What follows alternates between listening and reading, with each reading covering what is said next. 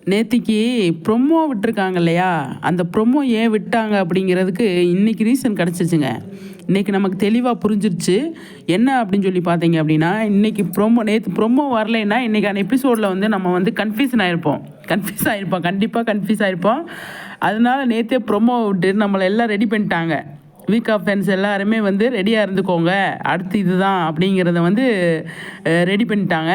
இன்றைக்கான எபிசோடில் வந்து காவேரி விஜய் கொஞ்சம் நல்லா பேசிகிட்டு இருக்காங்க. காவேரியை சமாதானப்படுத்தணும், காவேரிக்கு நம்ம சர்ப்ரைஸ் பண்ணுறதுக்கு ரெடி பண்ணிகிட்டு இருக்கோம் இல்லையா, அந்த ப்ராசஸை நம்ம பண்ணணும் அப்படின்னு சொல்லிட்டு விஜய் வந்து என்ன பண்ணுறாரு, ஆஃபீஸ் போயிட்டு அதுக்கான வேலையெல்லாம் பார்த்துட்டு காவேரிக்கு ஆஃபீஸ்லேருந்தே ஃபோன் பண்ணுறாரு. நீ ஆஃபீஸ் வரையா காவேரி அப்படின்னு கூப்பிட்றாரு. நீங்கள் தான் வான்றீங்க, இல்லைன்னா வராதுன்றீங்க, நீங்கள் கூப்பிடும்போதெல்லாம் நான் வரணுமா? அதெல்லாம் வர முடியாது, போன வைங்க அப்படின்றாங்க.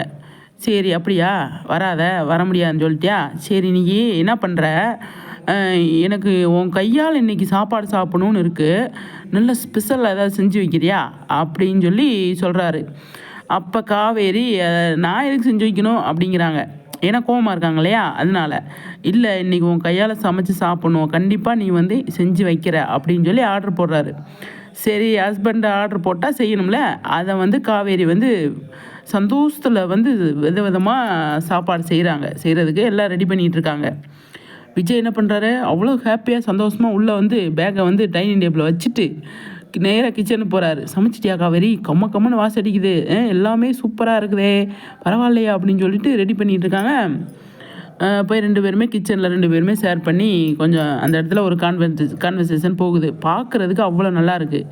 சரி வா டைனிங் டேபிள் எடுத்து வச்சு 2 பேரும் உட்காந்து நம்ம சாப்பிட்லாம் அப்படின்னு சொல்லி விஜய் சொல்கிறாரு. சரின்னு சொல்லிட்டு காவேரி 2 பேரும் விஜயும் 2 பேரும் சேர்ந்து எடுத்து வச்சு சாப்பிட போகும்போது ஒரு சம்பவம் நடந்துச்சுங்க. மனசு கஷ்டமாக இருக்குங்க.